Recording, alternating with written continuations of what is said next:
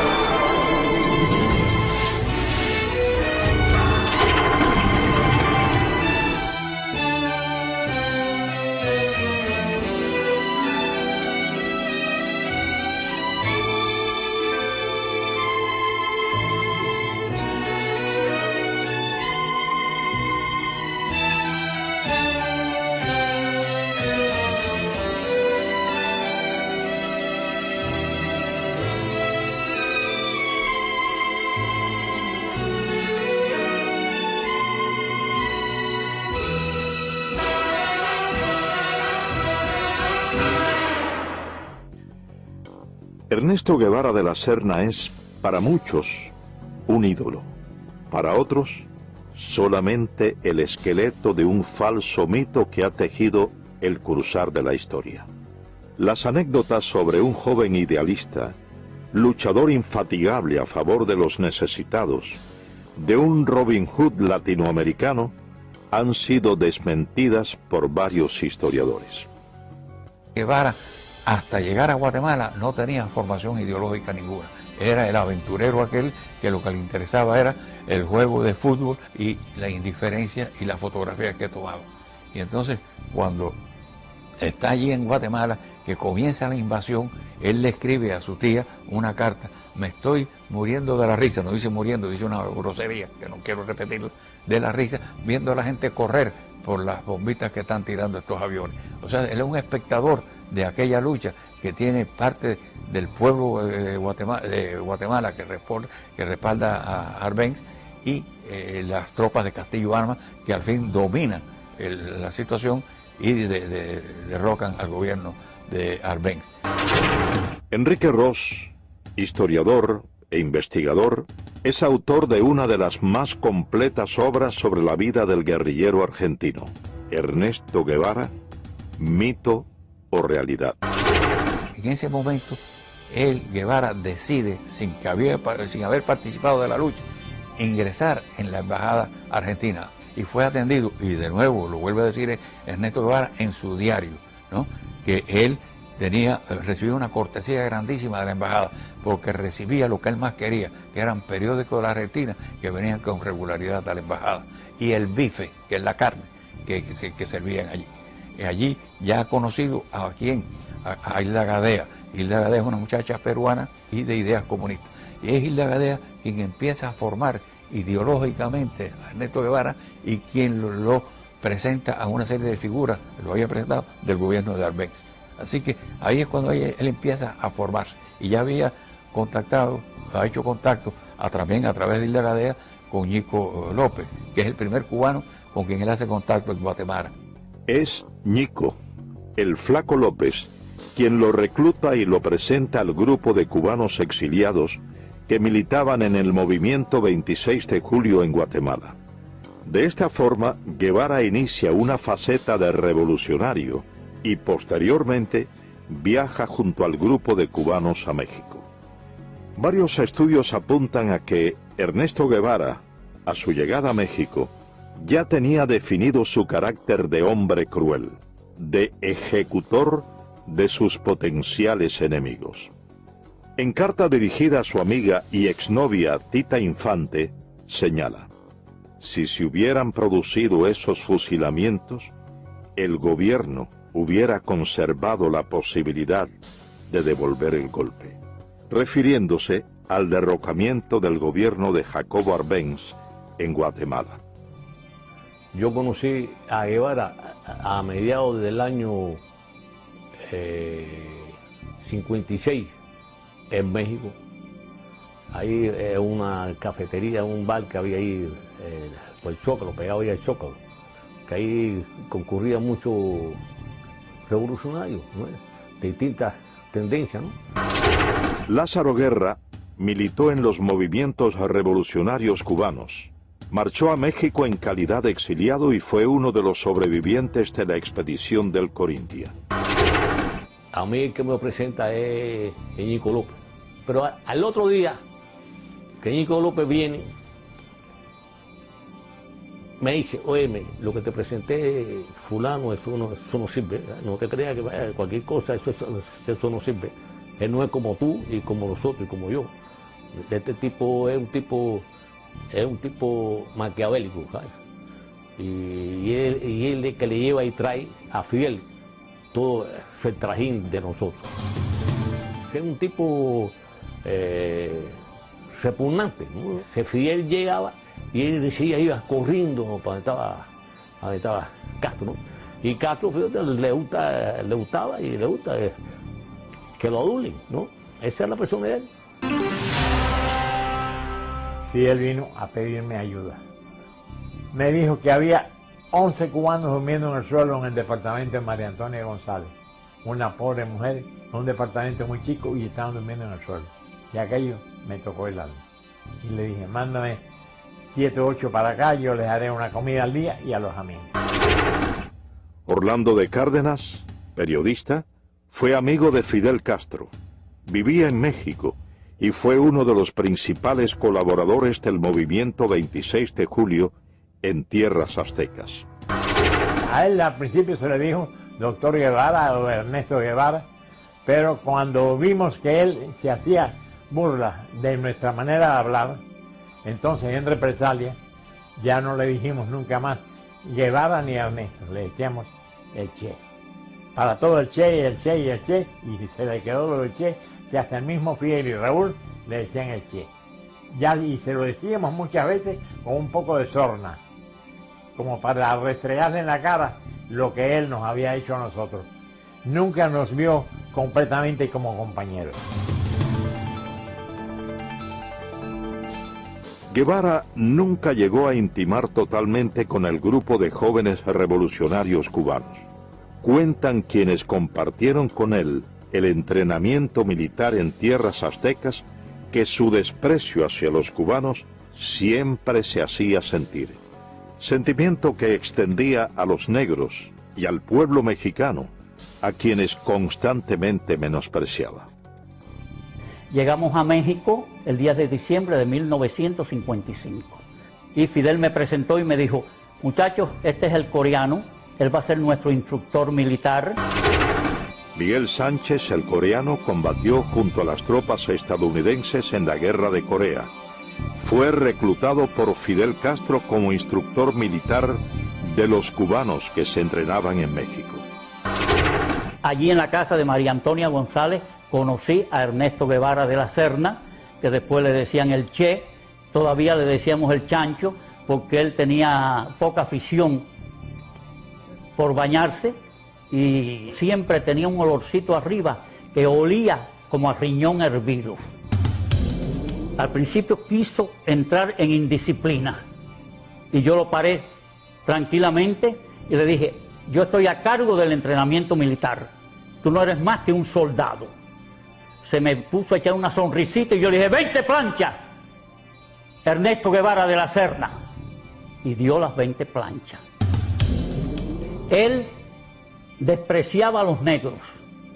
Muchísimas veces tenía problemas con Juan Almeida Bosque, que le decía el negrito, y Juan Almeida se insultaba, y entonces yo dije, mira Juan, tú lo que tienes que decirle cuando te diga el negrito, dile, tú eres el chancho porque tú no te bañas.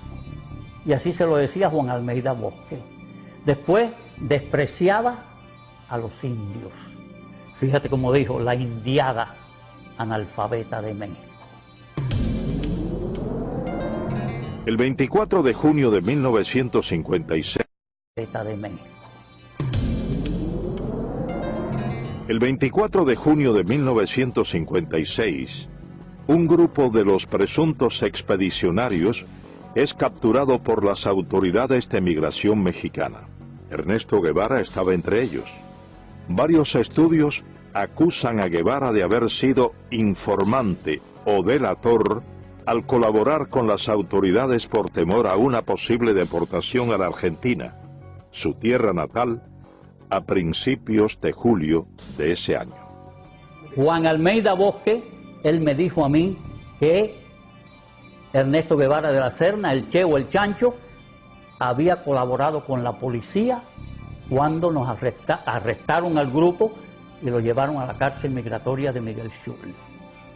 Y él se había puesto en contacto con las autoridades de México para entregar todas las armas del rancho de Santa Rosa de Chalco.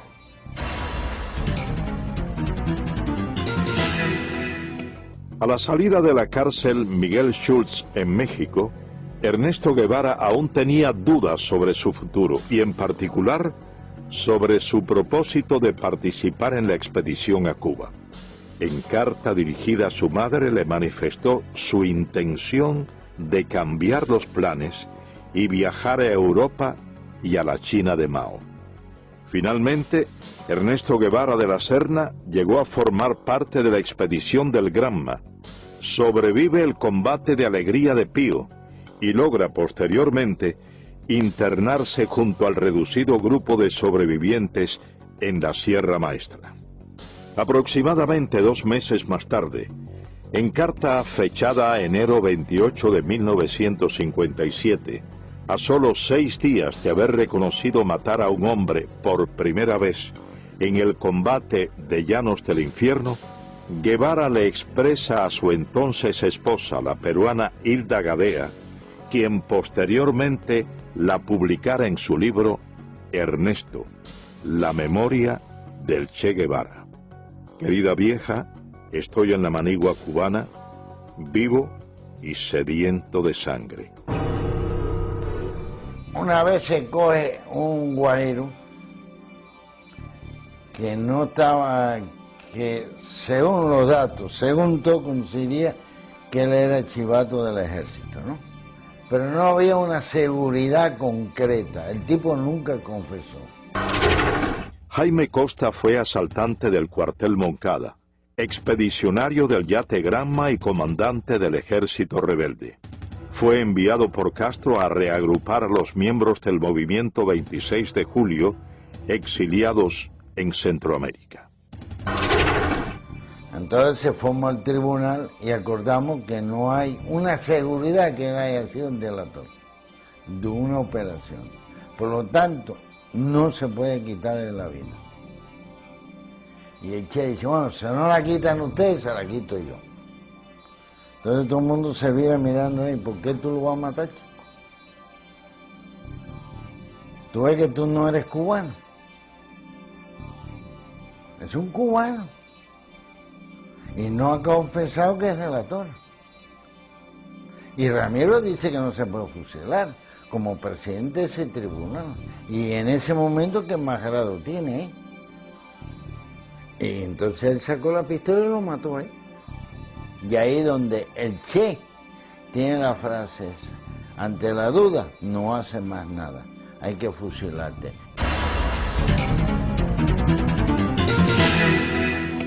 De esta forma Guevara asesina personalmente a Eutimio Guerra, un campesino que se había unido al ejército rebelde y posteriormente dirige otras ejecuciones en la Sierra Maestra. No había que comer, es que llegamos y acampamos en la finca La Otilia, frente a las minas de Boicito. Luciano Medina fue capitán del ejército rebelde, hombre de confianza y correo de Fidel Castro. Participó en la invasión de Oriente a Occidente bajo las órdenes del comandante Camilo Cienfuegos. Llevábamos 3 días sin comer y el Che Guevara nos mandó que había que buscar un puerco.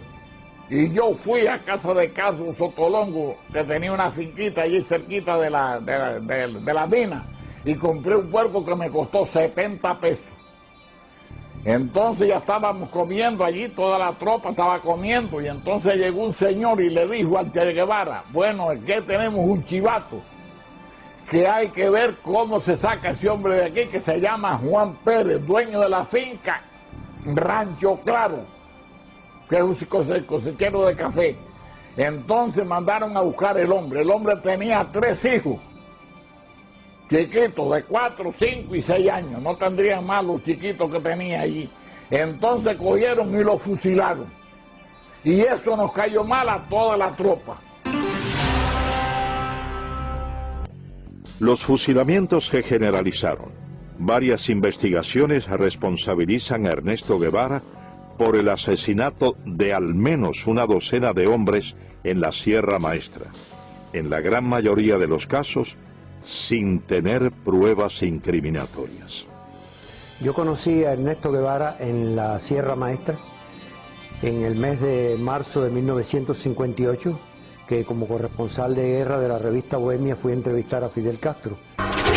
Agustín Hayes fue periodista de la revista Bohemia. Pasó aproximadamente 2 meses en la Sierra Maestra y como corresponsal de guerra entrevistó a Ernesto Guevara en su campamento. Cuando yo entrevisté a Ernesto Guevara en la Sierra Maestra en marzo del año 1958, entre las cosas que yo observé de él, que tenía una personalidad despótica, dura, cruel. Por ejemplo, le pregunto por su primera esposa, por Gadea, y entonces me dice, bueno, no sé de ella ni me interesa. Entonces le pregunto, bueno, ¿usted es médico? Y entonces, sí, pero a mí no me gusta la medicina. ¿Y qué es lo que le gusta a usted? La economía. Después, con el tiempo, estudiando la personalidad de él, es cuando uno confirma que él tenía esa característica de crueldad y de odiar. Por ejemplo, él escribió cosas como esta: odio a la civilización. América será el teatro de mis aventuras. Huir de todo lo que me molesta. Donde me lleven los acontecimientos. Mi ambición de horizonte y mi fatalismo. Me interesa la nueva China por estar acorde a mis ideas políticas. Yo vivo con ese espíritu anárquico que me hace soñar horizontes. Mis amigos son amigos mientras piensen políticamente como yo. No soy moderado y trataré de no serlo nunca. Asaltaré las barricadas y trincheras, teñiré en sangre mis armas y loco de furia degollaré a cuanto vencido caiga entre mis manos. Una madrugada, uno de los que estaban en el campamento de La Plata tenía como una pesadilla y decía, mátalo, mátalo. Entonces por la mañana yo hablé con él, otras veces había hablado con él, me había dicho que era estudiante de medicina. Él se llamaba, era capitán Humberto Rodríguez. Entonces me dijo que él era el jefe del pelotón de fusilamiento, que allí fusilaban. Entonces me contó una anécdota de eso, de mátalo, mátalo. Era una de las personas que llegó un momento que él dudó y entonces le daban la orden de que tirara y él tiró. Entonces me empezó a contar de que había fusilamiento, que lo mismo fusilaban allí en el campamento de Fidel en La Plata que en el de Che, en la mesa, en la pata de la mesa. En una ocasión me dijeron que iban a haber un fusilamiento, que si yo como periodista quería verlo, yo dije que no. El camarógrafo que estaba conmigo era Guayo, Eduardo Hernández Guayo, le decíamos. Y entonces tampoco fue. Pero sí había muchos testimonios allí de que él fusilaba. Otro de los elementos que caracterizaron a Ernesto Guevara de la Serna fue su inoperancia táctico-militar. A pesar de haber sido nombrado por Fidel Castro como jefe de una de las más importantes columnas guerrilleras, afirman sus compañeros de lucha que Guevara no estaba capacitado militarmente. Yo conocí a Guevara desde antes de ser comandante yo, en la Sierra Maestra. Yo llegué a la Sierra procedente de Costa Rica cuando ya había varios meses de lucha. Y pues nos relacionamos y me tocó hasta estar bajo las órdenes de él por un tiempito, varias semanas, y lo conocí de cerca. Uber Matos fue comandante del ejército rebelde. Tras el triunfo de la revolución castrista, fue jefe militar de la provincia de Camagüey y luego de su ruptura con Castro, cumplió 20 años de presidio político. Me confesó en cierta oportunidad que bueno, que él de cuestiones militares no sabía nada. Hay una oportunidad en que yo le digo, me mandaron a tus órdenes, tengo que hacer una línea de fortificaciones, la zona esta está bajo tu mando, ¿dónde hago las fortificaciones? ¿Dónde establezco todas las defensas? Y me dice, yo de eso no sé nada, pero hazlas bajo tu criterio, pero si tú eres el jefe que vas, la defensa aquí tienes que hacerla de acuerdo con un concepto estratégico, táctico, es decir, tienes que pensar, yo voy a desplegar los hombres aquí, allá, y yo hago las defensas, las líneas de trinchera y los túneles para detener el avance de los tanques y las demás defensas que vamos a cumplir, de acuerdo con el plan tuyo. Dice, yo no tengo ningún plan.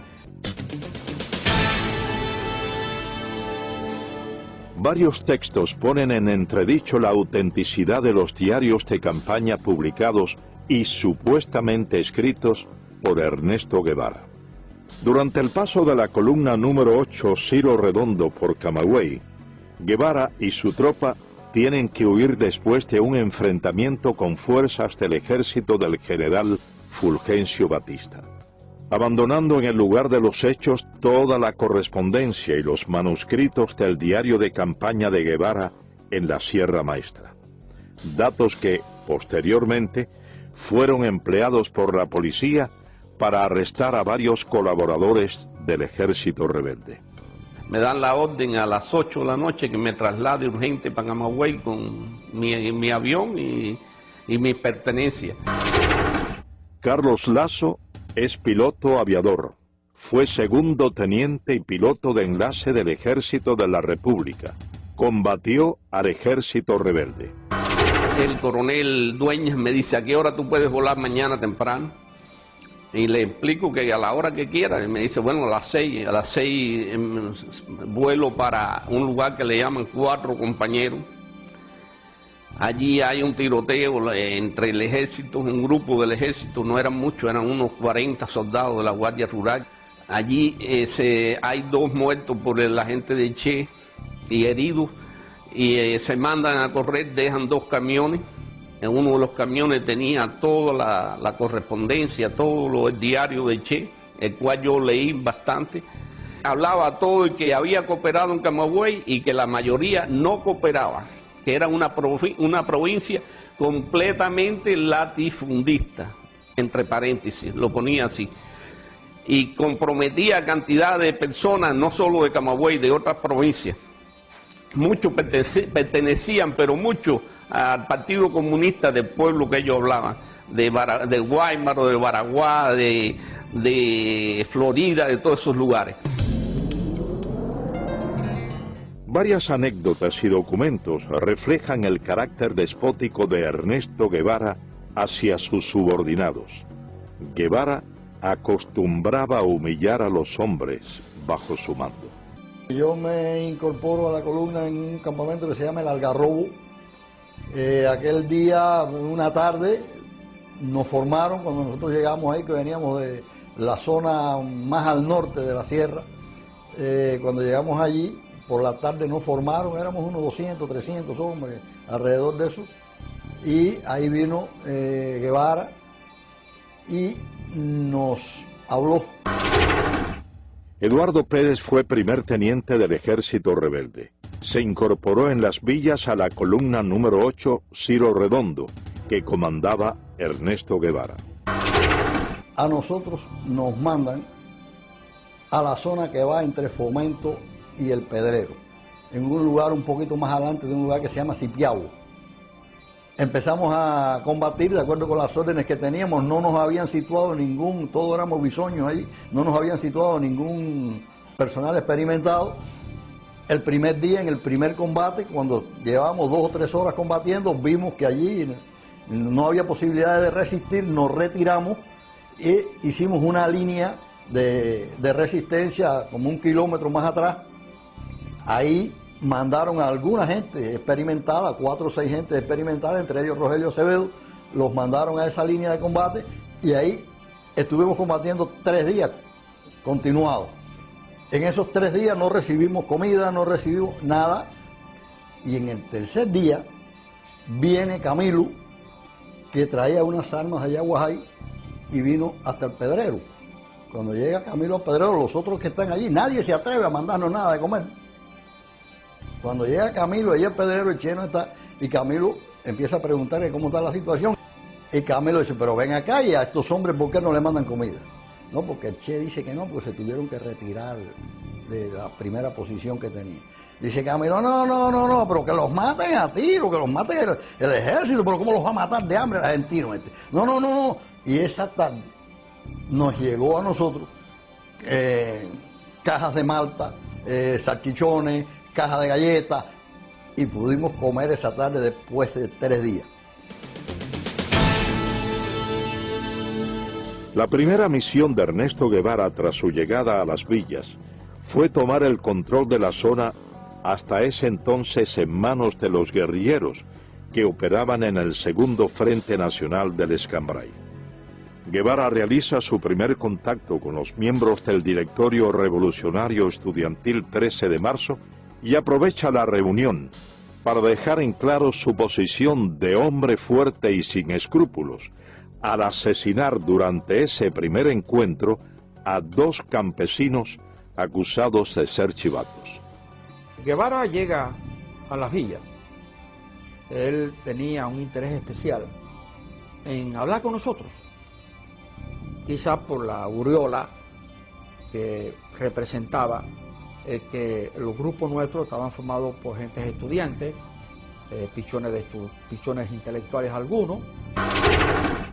Roberto Bismarck fue capitán del Ejército Rebelde, miembro del Segundo Frente Nacional del Escambray, participó en el primer encuentro conocido como el Pacto o Reunión del Pedrero.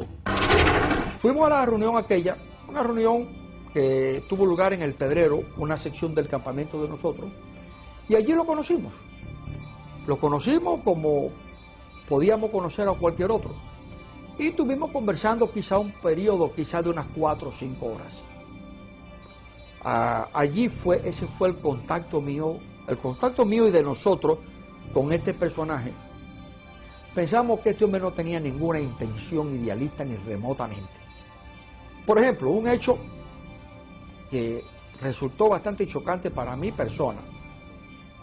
Hubo una pequeña operación militar, en la cual se logró apresar algunas personas, algunos de ellos guajiros, que supuestamente habían estado colaborando, a mí no me contaba, pero eso era lo que se le adjudicaba, con el régimen de Batista. En forma arbitraria, yo fui testigo de que el Che Guevara dijo que a esa gente, como eran unos colaboradores de la llamada dictadura, había que castigarlo con la muerte. Y sin juicio previo, incluso contra la protesta, no vamos a decir protesta, contra el juicio de nosotros de que no debía de acelerarse un tipo de acción en ese momento porque no habían garantía para las personas que supuestamente estaban acusadas. El Che Guevara dijo que no, que eso había que matarlos. Y a 2 de ellos fui testigo presencial de que con su pistola los mató. Ernesto Guevara subestimó a los miembros del Segundo Frente Nacional del Escambray que combatían en la zona central de la isla y no aceptó la autoridad de los comandantes que combatían en esa región montañosa. Al entrar el Che Guevara a la provincia de Las Villas, por la parte noroeste de Banao, nos encontramos con él allá, que él estaba acampado con miembros del directorio revolucionario, con el comandante Cubela. Elías Nazario fue capitán del Ejército Rebelde, miembro del Segundo Frente Nacional del Escambray y ayudante personal del comandante de la Revolución, Jesús Carreras Sayas. Él y el comandante Carreras tuvieron una buena discusión, ¿no?, por la zona que se estaban disputando, ¿no?, porque ya el Che venía diciendo que era comandante en jefe del Escambray. no era cierto, porque el comandante jefe del Escambray era Eloy Gutiérrez Manoyo en aquel momento. Y la discusión fue fuerte, pero fuerte, en la que Jesús le dijo, tu zona es la tuya y la mía es la mía. Y si brinca la zona mía, vamos a tener problemas. Porque Guevara nunca le contestó a él.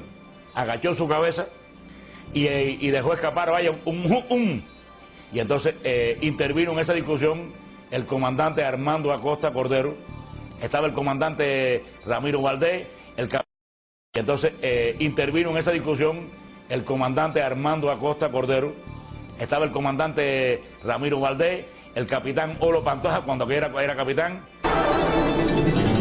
Es precisamente el fusilamiento del comandante de la Revolución, Jesús Carrera Sayas, uno de los hechos que resaltan el carácter vengativo de Ernesto Guevara de la Serna. Ernesto Guevara fue mandado por Fidel Castro a la Sierra del Escambray para quizás evitar que el segundo frente dividiera la isla en dos mitades. Armando Fleites, médico, fue comandante del Ejército Rebelde y uno de los fundadores del Segundo Frente Nacional del Escambray. El Segundo Frente Nacional del Escambray envió como oficial para las primeras conversaciones con Ernesto Guevara al comandante Jesús Carrera. Jesús Carrera, cumpliendo los acuerdos del Segundo Frente, le dio unas cartas y se creó una situación quizás desde ese momento antagónica y difícil entre Guevara y Jesús Carrera. El resultante de esa situación, en el transcurso del año que pasó, pues se fue acentuando la situación personal y nosotros, yo personalmente y unos cuantos oficiales más del Segundo Frente, en la cabaña, le planteamos que si era tanto, no había que hablar mucho, que nosotros lo enviaríamos a buscar y que en un duelo, en una forma frontal, se dilucidaran esas situaciones. Entonces dijo que no tenía intenciones en tener un duelo ni tener una cosa con Carrera. Entonces dijimos, bueno, si es esa situación, pues ya vamos a dar este episodio por terminado, ¿no? Y sin embargo, por órdenes del Che Guevara con Fidel Castro, es que prenden a Jesús Carrera. Y más tarde Jesús Carrera es fusilado, precisamente, por la persecución y por la venganza, el odio, el resentimiento y la cosa de personalidad. No quiso dilucidar como dilucidan los hombres en un frente de combate o en un duelo, sino veló la oportunidad y por la espalda lo lleva, tenía todo el poder y por la espalda le cuesta la vida.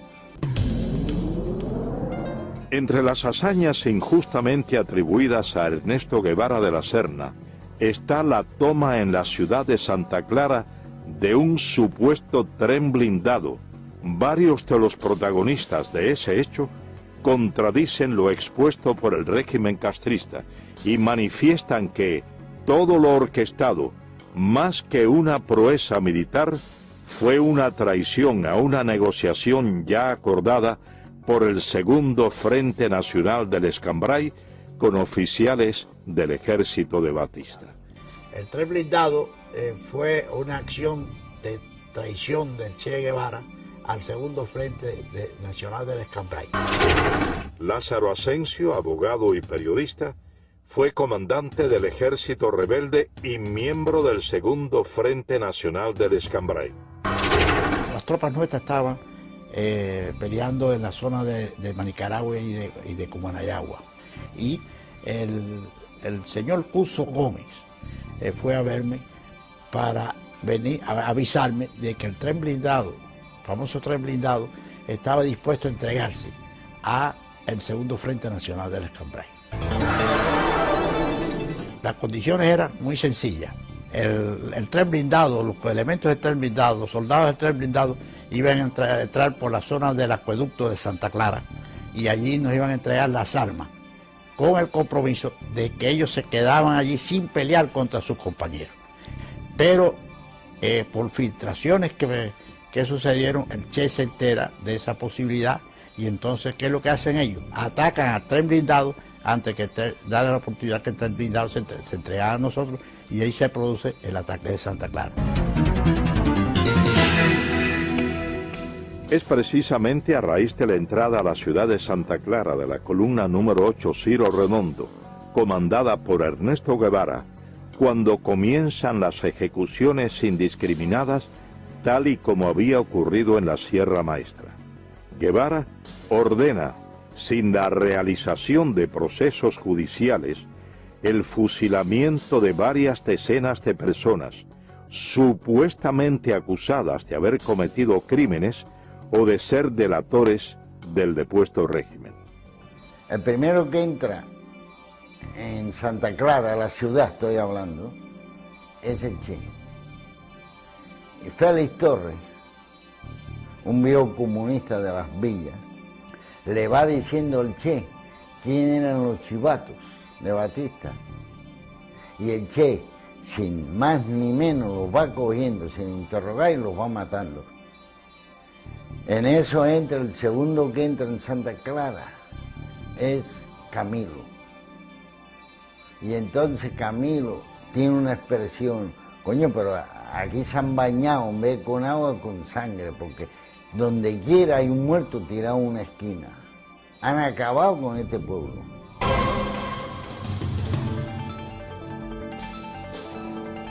Triunfa la Revolución Cubana. Ernesto Guevara es nombrado jefe de la fortaleza militar de La Cabaña. Guevara lanza un feroz operativo contra todos los militares del depuesto régimen. Se crea la llamada Comisión Depuradora. Estuve trabajando en la fortaleza de La Cabaña a las órdenes de Ernesto Che Guevara, que era el jefe militar de esa fortaleza. Napoleón Vilaboa había sido miembro del movimiento 26 de julio. En enero de 1959 comenzó a trabajar en la llamada Comisión Depuradora en la fortaleza de La Cabaña, bajo las órdenes de Ernesto Guevara. La Comisión Depuradora es un organismo que se crea, lo crea el gobierno de Fidel Castro con el pretexto de depurar las Fuerzas Armadas en Cuba. Claro, el fin de esto era simplemente implantar el terror revolucionario en Cuba mediante los fusilamientos. Esos fusilamientos eran una cosa arbitraria, porque los infelices que llevaban allí ya estaban previamente sentenciados a muerte, como en el caso, por ejemplo, del primer teniente José Castaño, que había sido jefe del BRAC y que fue asesinado personalmente por el Che Guevara en su propia oficina, y contra el cual no había ningún tipo de pretexto legal para poder fusilar, porque este señor ni había matado ni había torturado a nadie durante el régimen de Fulgencio Batista. Mi padre fue asesinado por Ernesto Guevara el 7 de marzo de 1959. La razón por la cual Ernesto Guevara mata a mi padre es por la razón de que mi padre tenía un extenso conocimiento sobre las actividades comunistas en Cuba. Desde hacía 2 o 3 años, mi padre era el segundo jefe, primeramente del Servicio de Inteligencia Militar y después del BRAC, que era el Buró de Represión de Actividades Anticomunistas. Mi padre poseía uno de los mejores archivos de todo el sistema comunista que funcionaba en aquel entonces en todo Centro y Suramérica. Las condiciones en las que fue asesinado, él estaba preso en La Cabaña desde hacía aproximadamente 3 meses, y cuando llegó el juicio, que se hizo el 6 de marzo, se hizo un juicio que prácticamente no tenía sentido. El tribunal lo sentenció a muerte aproximadamente a medianoche, y entonces se hizo una evaluación del caso de Castaño y se mandó una, podemos decir, una comisión para que se hablara con Fidel Castro en ese momento para que no se matara al teniente Castaño, ya que el teniente Castaño no tenía ningún muerto ni ninguna persona que haya sido herida o maltratada por él. Cuando Fidel se comunicó con Ernesto Guevara le dijo que ya era muy tarde, que la orden ya había sido hecha por él, y él en su despacho primeramente lo interrogó, lo maltrataron físicamente, y como no se podían poner de acuerdo de ninguna forma, el Che Guevara, dándole una vuelta a la oficina con su pistola, le dio 2 balazos en la cabeza. A Ernesto Guevara se le atribuye el fusilamiento de varios centenares de hombres, en su mayoría miembros del antiguo régimen, durante los aproximadamente 4 meses que estuvo al frente de la fortaleza militar de La Cabaña. El Che tenía solamente una divisa: ustedes están aquí para pasar los expedientes rápidos. La comisión está trabajando muy lentamente y nosotros tenemos que ir juzgando a todos estos criminales lo más rápido posible. José Vilasuso, abogado, comenzó a trabajar en enero de 1959 bajo las órdenes de Ernesto Guevara como instructor de expedientes en la llamada Comisión Depuradora. Me llamó la atención la forma como él me adoctrina, ¿verdad? La forma como él me dice lo que tiene que ser mi trabajo. Dice, mira, aquí esto es un tribunal muy sencillo, todo lo que ustedes tienen que hacer es instruir los expedientes. El oficial investigador siempre tiene la razón, siempre dice la verdad. O sea, no tenemos más que aceptar, acogernos a lo que él dice en el informe. Tú vas a organizar, vas a instruir tus expedientes y después los pasas al Ministerio Fiscal. O sea, la labor es bien sencilla, es una labor de profesional, pero muy limitada. Esas fueron más o menos sus palabras, es la idea. Dice, de luego, pues se me echó así para atrás, ¿no? Sonriente. Y me dice, aquí vas a ver cosas muy sabrosas, ¿sabes? Guardé silencio y al día siguiente comencé a trabajar. Allí se generalizaba con un eslogan político. Son asesinos, son criminales, pertenecen a una dictadura, tienen que ser ajusticiados. Eran hombres que no vamos ahora a juzgarlos, ¿verdad?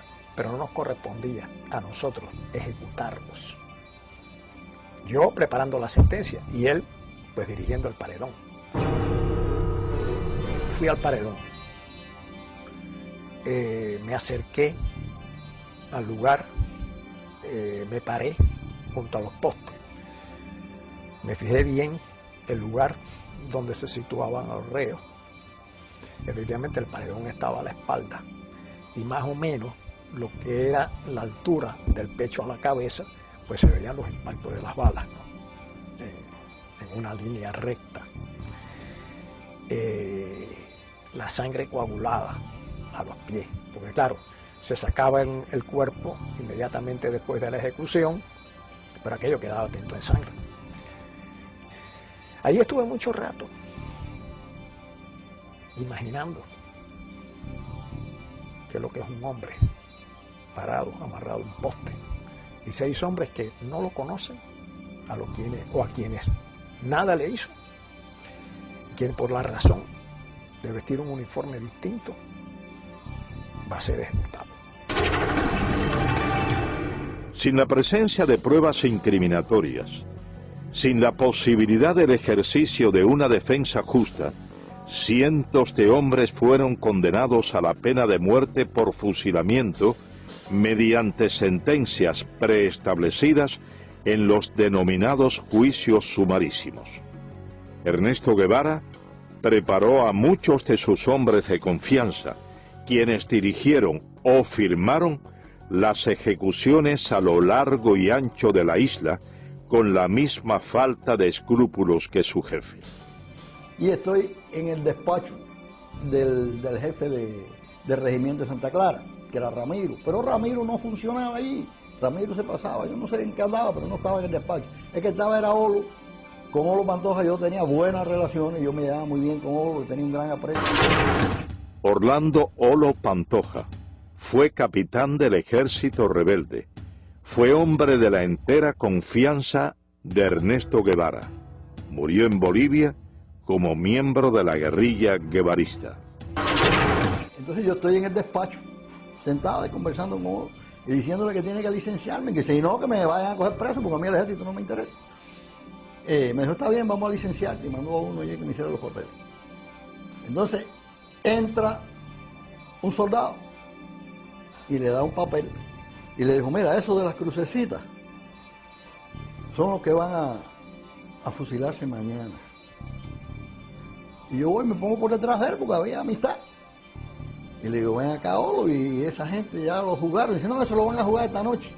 Y digo, pero ¿cómo se lo van a jugar esta noche? Ya saben que van a fusilar mañana. Y dice, bueno, eso es así. Estando yo unos 15 días preso en la cabaña, me llaman por los altavoces del penal a la oficina y me encuentro allí con Aleida March y con Ernesto Guevara. Ernesto Guevara caminando por todo aquel pasillo con las manos a la espalda y yo sentado con Aleida March. Roberto Martín Pérez, amigo de la infancia de Aleida March, segunda esposa de Guevara, fue dirigente de la conspiración de Trinidad y cumplió 28 años de presidio político en Cuba. Y de buenas a primeras ese individuo se me para enfrente y me dice, a ti hay que fusilarte. Yo tenía antecedentes de que Ernesto Guevara en muchas ocasiones anteriores había sacado a los hombres de ahí presos y los había fusilado sin un previo juicio. Así que no me extraño nada de esta bravuconada de este hombre. En las gestiones que estábamos haciendo para tratar de salvar a mi hermano antes del juicio final, yo había ido a la cabaña con el ingeniero Viamonte, que trabajaba conmigo en la compañía de electricidad, a ver a Guevara, ya que él había estado asado con él en la sierra. Entonces Guevara lo recibió muy bien, allá con las patas encaramadas arriba de un escritorio, sin zapatos, rascándose los chicotes ahí como si fuera no sé ni qué. A mí me causó muy mala impresión. Me vi la cara de hipócrita, de sinvergüenza que tenía, desde luego. Entonces el ingeniero le empezó a explicar. Y él le dijo, no, aquí no hay toalla para nadie. Dijo, no es cuestión de toalla, es cuestión de que están cometiendo un error. La revolución está cometiendo un error y es un inocente, muchacho joven. Y no. Él vestía el uniforme de Batista, decía. El uniforme azul de Batista, que no era de Batista, era de la República. Pero no hay toalla para nadie. Casi que nos botó de allí, desde luego. Y se dirigió a uno que tenía al lado y le dijo, oye, encarga tres cajas más que estos van para allá. Uno de los elementos más distintivos del carácter criminal de Ernesto Guevara fue su desprecio, no solo hacia los hombres y mujeres condenados por él, a quienes consideraba sus enemigos, sino también a los familiares de estos. Este incidente durante un día de visitas a los prisioneros en la fortaleza militar de la Cabaña da prueba de ello. Aquella parte estaba lleno de mujeres, unas que iban a ver a los esposos, otras a los hijos, otras a los hermanos. Y entonces en eso abrieron la puerta de atrás y todas las mujeres se arrimaron a ver y que saliera una máquina. Entonces las mujeres todas rodearon la máquina y empezaron a decirle que qué pasaba, que por favor que los dejara entrar a ver a sus familiares, que hacía días que no lo veían, que le llevaban comida y le llevábamos de todo. Y entonces él eso sí nos miró con una cara de estúpido y nos dijo, están castigados y hoy no hay visita para nadie. Al decir eso todas las mujeres empezaron a gritar y empezaron a coger el carro y a darle por un lado y por el otro y por el otro y lo movían todo. El chofer le dijo, sube a la ventanilla, y eso así lo subió y entonces llamó por teléfono y vino una patrulla de soldados de esos con una fusta y a todo el mundo le empezó a dar. Tras aproximadamente 4 meses al frente de la fortaleza militar de la Cabaña, Ernesto Guevara ocupó varios cargos durante el comienzo de la Revolución Cubana. Primero, fue presidente del Banco Nacional de Cuba y posteriormente ministro de Industrias. En todos estos, primó su incapacidad profesional y una constante, sembrar el terror como base o medio para el sometimiento. Yo conocí a Ernesto Guevara en el año 1959, cuando Felipe Paso, que con la revolución lo nombraron presidente del Banco Nacional, me citó para diseñar lo que hoy es el Hospital Efigenio Amejeira, ¿no? Nicolás Quintana, arquitecto, fue designado para diseñar el edificio del Banco Nacional de Cuba, posteriormente transformado en el Hospital Hermanos Almejeira. Cuando Ernesto Guevara sustituye a Pasos en el Banco Nacional, lo primero que hace, como que éramos los arquitectos del edificio, nos invita a mi socio Miguel Ángel Moenque y a mí. Yo me encuentro a este señor en el despacho donde tantas veces yo había ido, ¿no? Cuando Felipe estaba, con los pies arriba de las mesas, una bota se la había quitado, las medias estaban rotas y me acuerdo todavía como si fuera hoy los dedos que se meneaban, ¿no? Y a mí aquello me pareció una cosa kafkiana, ¿no? Porque me pareció increíble que el presidente del Banco Nacional de Cuba fuera ese personaje que estaba sentado allí. Entonces su primera frase fue: usted es burgués, ¿no? No sé por qué, la cogió conmigo, ¿no? Yo dije: no, comandante, yo no soy burgués. Ah, ahora usted es revolucionario. No, yo no soy revolucionario. Burgués era mi bodeguero. Yo soy gran burgués. Nací con una cuchara de plata en la boca y me he pasado la mitad de mi vida trabajando para ayudar a los que nacieron sin ella. Por lo tanto, tengo la moral para poder hablar. La respuesta fue: usted tiene 3 alternativas. Me metió los dedos en los ojos. Una alternativa es que usted se va de Cuba. La segunda alternativa son 3. Es que usted se va de Cuba. La segunda alternativa son 30 años. Fíjate con la facilidad, ¿no?, que este señor disponía de la vida de la gente. Y la tercera alternativa, como usted es gran burgués, es el paredón de fusilamiento. Me dicen: óigame, el comandante Guevara ha llamado y dice que quiere que el ministro vaya a verlo al Tribunal de Cuentas. José M. Illán, economista, fue subsecretario de Hacienda y miembro del primer gabinete ministerial de la Revolución Castrista en 1959. Y me dicen: bueno, mire, yo estoy aquí reunido con la Asamblea de los Cultivadores del Tabaco. Nosotros le decíamos los tabaqueros. Y ellos tienen un problema grave. Ellos no pueden pagar los impuestos. Hay que suprimir ese impuesto que ellos tienen que pagar. En ese momento yo me olvidé de que era el comandante Guevara y de que era comandante de la revolución y que era un tipo de tira-tira y que estaba matando gente en la cabaña, y simplemente actué como el profesional que era. En todo el tiempo que estuve frente a ese caballero, en ningún momento me insinuó que nos sentáramos a hablar. En ningún momento movió su mano, y yo tampoco la mía, para estrechar mi diestra. Y su desplante era absoluto ante un civil, un cubano más, que venía aquí y que se había atrevido a decirle que no a lo que él había propuesto. Pero como él no sabía de lo que estaba hablando, era la técnica que muchos de ellos usaban y la gente por miedo no se le enfrentaba. Yo estuve involucrado con Fran Pay en la lucha contra Batista y durante esa lucha conocí al Che Guevara. José Pepín Pujols fue miembro del movimiento 26 de julio. Fue llamado por Guevara para colaborar como supervisor de la planta de níquel y cobalto de Moa y práctico de puerto. Entonces, él, que ya nos conocíamos, me encomiendan la labor de ir a Moa para hacer un reporte y preparar el puerto para recibir todos los petroleros, todos los barcos.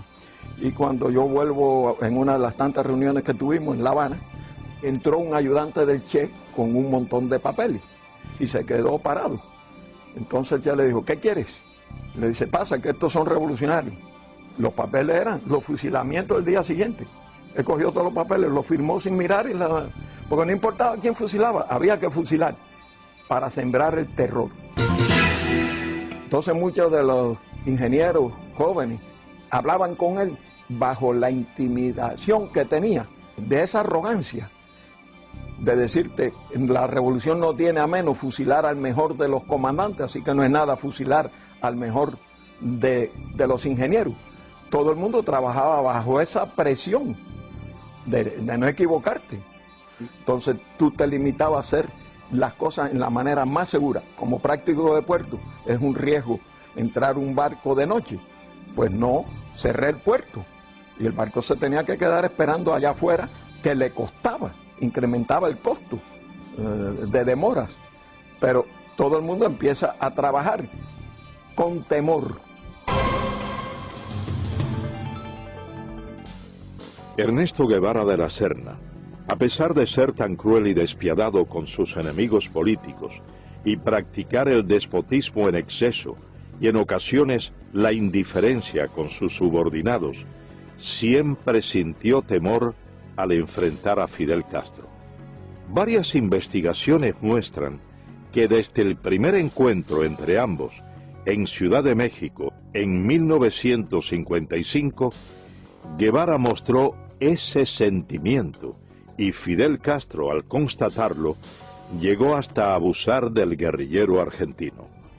Mientras yo esperaba allí en el tercer piso, hablando con Fidel, ese día que me empezó a preguntar cómo andaban las cosas, y yo igual.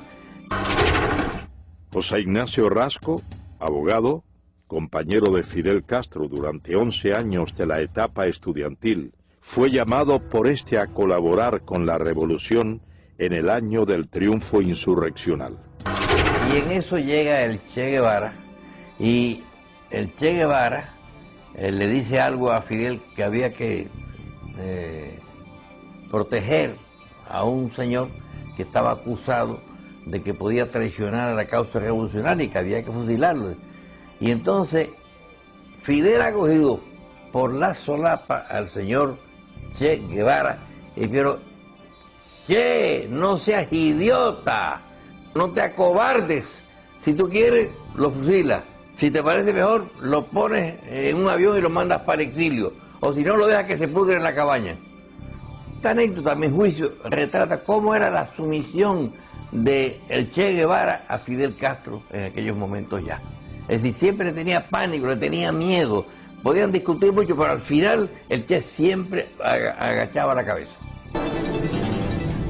Tras apenas 4 años de haber llegado al poder, Ernesto Guevara se convierte en una de las principales banderas propagandísticas de la Revolución cubana. Durante su intervención ante la Asamblea General de las Naciones Unidas, el 11 de diciembre de 1964, Guevara, haciendo uso de su derecho a réplica y debido a las constantes interrogantes de los delegados presentes, reconoce la realización de ejecuciones en la isla. Fusilamientos, sí, hemos fusilado, fusilamos y seguiremos fusilando mientras sea necesario. Nuestra lucha es una lucha a muerte. Es precisamente el empleo de la pena de muerte como método para la instauración del terror una de las constantes que caracterizaron a Guevara, quien identificó a los Estados Unidos como su principal enemigo y desató contra este y el denominado imperialismo yanqui una guerra sin cuartel, recabando en los partidos comunistas de Asia, África y América Latina fundamentalmente el apoyo para emprender tales acciones, acciones consideradas hoy como terroristas.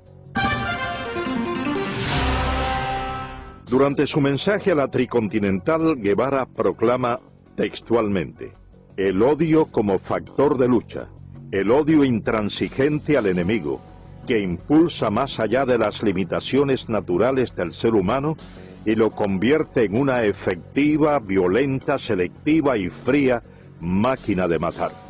Nuestros soldados tienen que ser así. Un pueblo sin odio no puede triunfar sobre un enemigo brutal. Seguidamente Ernesto Guevara expresa una frase considerada por varios investigadores como uno de los fundamentos del terrorismo moderno.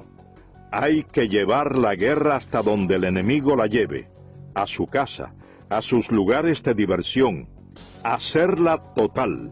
Hay que impedirle tener un minuto de tranquilidad, un minuto de sosiego fuera de sus cuarteles, y aun dentro de los mismos, atacarlo donde quiera que se encuentre, hacerlo sentir una fiera acosada por cada lugar que transite. Ernesto Guevara organiza un grupo guerrillero en Cuba, parte a África. El Congo es el país escogido como punto detonante de la supuesta guerrilla africana. Y llega Guevara al Congo, participa en una serie de batallas, pierde todas las batallas, nadie lo atiende, los dirigentes del Congo no le prestan atención, nos dice que Kabila lo tiene a él como un becario, así como cero a la izquierda, y entonces pierde. Las naciones que rodean al Congo exigen que salgan del Congo los tropas extranjeras, y las tropas extranjeras eran las de Sudáfrica que estaban allí, y también las de Guevara, el grupo cubano. y se ve obligado a salir del Congo. Pero él no quería regresar a Cuba, porque él ya sabía la enemistad que sentía Castro hacia él. Y hubo una gran presión. Su misma esposa tuvo que ir a Aleida March, al Congo, a persuadirlo y a convencerlo de que regresara a Cuba. Entonces él allí ya ha organizado la idea de ir a Bolivia, porque ya Guevara no cabía en la isla de Cuba junto a Fidel. Tras ser derrotado en África, Guevara regresa a la isla y prepara una nueva aventura. Esta vez, el blanco escogido es Latinoamérica. Junto a un reducido grupo de hombres de confianza, marcha a Bolivia. El 31 de diciembre de 1966 se produce muy cercano a la finca Ñancauazú en Bolivia el histórico encuentro entre Ernesto Guevara de la Serna y Mario Monge Molina, secretario general del Partido Comunista Boliviano. Monge le expresa a Guevara que no permitirá que ningún extranjero dirija la lucha armada de su país y le propone hacerse él cargo de las operaciones y designarlo como su asesor militar. Guevara no aceptó. Entonces, él me dijo, yo no te puedo dar la dirección revolucionaria. Él mismo me dijo en la conversación, yo a Cuba no podía volver. Para mí se había cerrado eso. Yo me había despedido a paso marcial. Entonces tenía que buscar otro lugar donde aparecer. Y Bolivia se presentaba las condiciones por algunas cosas que nos llevaban y por el hecho de que nosotros estábamos en proceso de preparación que ellos lo conocían. Han de encontrar un lugar donde exista un compromiso del Partido Comunista o de cualquier dirigente individualmente para colaborar con la guerrilla del Che en el país. No hay. Guevara no consigue reclutar al campesinado boliviano, principio básico de su encomienda. Y según los historiadores, desconoce totalmente las necesidades de estos, llegando a prometerles la propiedad de las tierras que trabajaban, desconociendo que en la localidad de Ucareña se había firmado en agosto de 1953 la ley de la reforma agraria boliviana. Guevara es finalmente cercado por el ejército boliviano y capturado con vida en la quebrada del Yuro. Según las notas del general Luis Requeterán, quien fuera en ese entonces coronel y jefe de la 4ª División de Operaciones Antiguerrilleras en Bolivia, Guevara, levantando en alto su carabina, gritó: «¡Me rindo! ¡No me maten! ¡Soy el Che! ¡Valgo más vivo que muerto!». Cuando esto ocurría, relata el general Requeterán, el reloj marcaba las 13:30 horas del domingo 8 de octubre de 1967. En ese combate mueren la mayor parte de los guerrilleros, cae preso el Che Guevara con Simón Cubas, que era el que lo estaba ayudando a salir, nombre de guerra Willy. Félix Rodríguez fue oficial de la Central de Inteligencia estadounidense. Fue el oficial que recibió la orden de ajusticiar a Ernesto Guevara tras su captura en Bolivia. Viene una llamada telefónica y piden al oficial de más alto rango. Yo tenía en ese momento el grado de capitán y en la higuera nada más que habían 2 tenientes más bolivianos, por lo tanto me llamaron a mí, contesté el teléfono y era del alto mando boliviano en Valle Grande, y eran instrucciones específicas del señor presidente, señor comandante de las Fuerzas Armadas, que eran 500-600. El código que teníamos era 500 el Che Guevara, 600 muertos, 700 vivos. Pido que me lo repitan y me confirman 500-600. Cuando viene Centeno, lo llamo a un costado y le digo: mi coronel, hay órdenes de su gobierno de eliminar al prisionero. Y le doy los códigos. Las órdenes de mi gobierno es tratar de mantenerlo vivo a toda costa. Nosotros tenemos aviones y helicópteros para transportarlo a Panamá para interrogatorio. Con eso me mira y me dice: mira, Félix, usaba el nombre de Félix Ramos. Dice: hemos trabajado empíricamente, te agradecemos mucho, pero estas son órdenes del señor presidente y señor comandante de las Fuerzas Armadas. Si yo no la cumplo, a mí me votan deshonrosamente. Miró su reloj y me dijo, tienes hasta las 2 de la tarde para interrogarlo. Nuestro helicóptero va a venir varias veces, va a traer comida y municiones para nuestros soldados y se va a llevar nuestros heridos y nuestros muertos. Yo quiero tu palabra de caballero de que a las 2 de la tarde tú me traigas el cadáver del Che. Y lo puedes ajusticiar en la forma que tú quieras porque sabemos el daño que le ha hecho a tu patria. Dije, mi coronel, trata de hacerles cambiar de idea, pero sonar una contraorden. Yo le doy mi palabra de hombre que yo le llevo el cadáver del Che. Entré a la habitación, él estaba sentado en un banquito que yo le había quitado las amarras al principio de nuestra conversación y se sentó ahí. Me le paré enfrente y le digo, comandante, yo lo siento. Son órdenes superiores, yo he tratado. Se puso blanco como un papel pensando que era yo el que le iba a tirar. Salí de la habitación, aquello estaba lleno de soldados afuera, obviamente estaban escuchando la conversación y estaba el teniente Pérez al lado del sargento Terán. Y entonces le dije al sargento, sargento, no le tire de aquí para arriba, tírale de aquí para abajo, son órdenes de su gobierno, se supone que este hombre muera de heridas en combate. El sargento Mario Terán cumplió las órdenes transmitidas a Félix Rodríguez desde La Paz. Con la muerte de Ernesto Guevara quedó desarticulado el foco guerrillero. 5 hombres pudieron escapar con vida. 2 bolivianos, muertos 2 años más tarde, y 3 cubanos. Y yo me considero engañado por el Che Guevara. Porque el mismo amor que sentíamos y respeto por Fidel Castro lo sentíamos por el Che. Yo nunca hubiera querido que me hubiesen preguntado a cuál de los dos quería más. Porque no sabría dar la respuesta. Y creo que todos los que estaban a mi alrededor así lo sentían. Dariel Alarcón Benigno fue capitán del ejército rebelde. Llegó a ser coronel de tropas especiales en Cuba. Participó junto a Guevara en las guerrillas de la Sierra Maestra y en las insurgencias de El Congo y Bolivia. En la mayoría del pequeño grupo que habíamos allí, cubanos, todos habíamos pasado academias militares y que estábamos preparados ya militarmente. Yo, que era uno de los más brutos, ya podía dirigir una división. Pinares, que era un comandante, que mandaba ejército.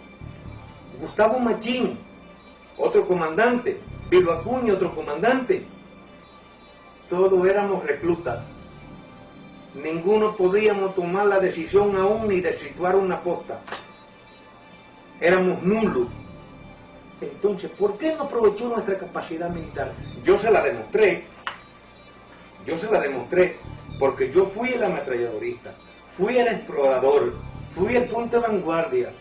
Pero después que quedamos, el día 8 de octubre, que quedamos 6, yo saqué 5 hombres hasta la frontera.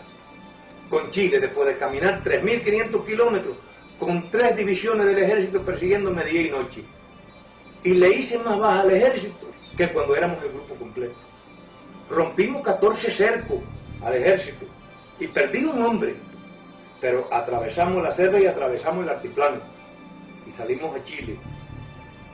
Por eso yo digo que hubo una parte en él y fue el de no darnos a nosotros la participación que tenía que darnos, no darnos a nosotros el derecho a discutir las cosas internas de la guerrilla. Él las pensaba, él las elaboraba y él nos las transmitía. Y lo que él dijera, él era lo que había que hacer. Nosotros no teníamos ni voz ni voto.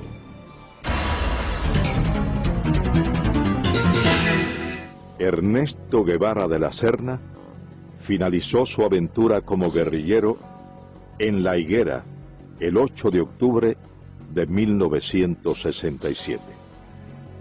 A casi 4 décadas de su muerte, para unos queda el mito, para otros solo el recuerdo de una pesadilla.